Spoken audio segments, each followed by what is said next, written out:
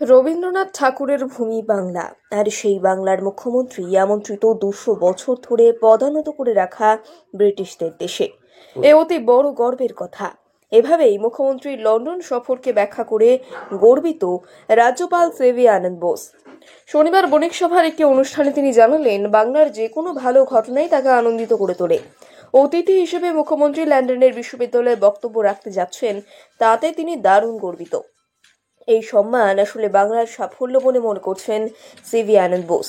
আর তার এই বক্তব্যে আরো স্পষ্ট, অতীতের সমস্ত তিক্ততা ভুলে রাজ্যের উন্নয়নের ইস্যুতে প্রশাসনের পাশে থেকেই কাজে আরো আগ্রহী রাজভবন। অক্সফোর্ড সহ লন্ডনের 3টি কলেজ ও বিশ্ববিদ্যালয় থেকে আমন্ত্রণ জানানো হয়েছে বাংলার মুখ্যমন্ত্রী মমতা বন্দ্যোপাধ্যায়কে। দীর্ঘ রাজনৈতিক জীবনে তার লড়াইয়ের গল্প শুনতে আগ্রহী পড়ুয়ারা। এছাড়া ভারতের একমাত্র মহিলা মুখ্যমন্ত্রী হিসেবে নারীর ক্ষমতায়নে তার একাধিক প্রকল্প আন্তর্জাতিক স্তরে প্রশংসিত। যে রাজ্য সরকার একাধিক সংস্কারমূলক পদক্ষেপ নিয়েছে, আর তাতে প্রভূত উন্নয়ন হয়েছে এই রাজ্যের।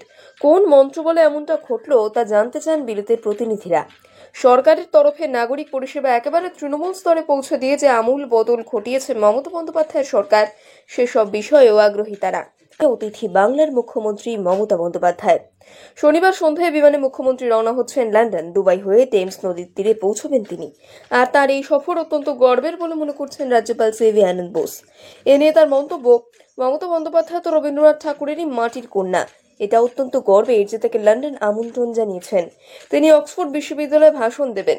একাধিক ইস্যুতে নবান্ন রাজভবন দ্বন্দ্বের পরিবেশ থাকলেও বিলেতের মাটিতে বাংলার প্রশাসনিক প্রধানের সফর যে বাংলাকে আরো গর্বিত করবে, সে বিষয়ে কোনো দ্বন্দ্ব নেই রাজ্যপালের। তার বার্তায় সেটাই স্পষ্ট করলেন সিভি আনন্দ বোস।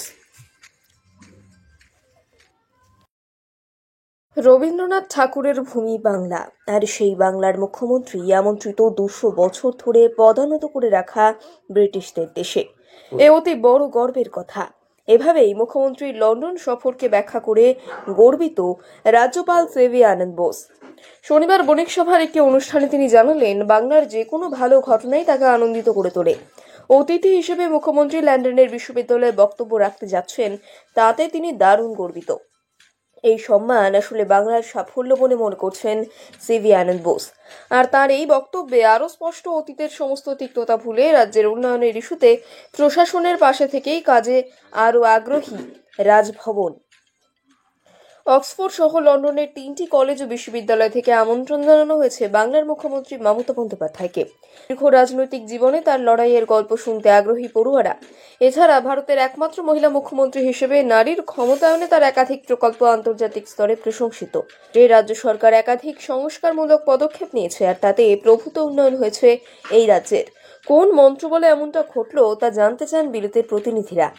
সরকারের তরফে নাগরিক পরিষেবা একেবারে তৃণমূল স্তরে পৌঁছে দিয়ে যে আমূল বদল ঘটিয়েছে মমতা বন্দ্যোপাধ্যায়ের সরকার, সেসব বিষয়েও আগ্রহী তারা। অতিথি বাংলার মুখ্যমন্ত্রী মমতা বন্দ্যোপাধ্যায়। শনিবার সন্ধ্যায় বিমানে মুখ্যমন্ত্রী রওনা হচ্ছেন লন্ডন। দুবাই হয়ে টেমস নদীর তীরে পৌঁছবেন তিনি। আর তার এই সফর অত্যন্ত গর্বের বলে মনে করছেন রাজ্যপাল সিভি আনন্দ বোস।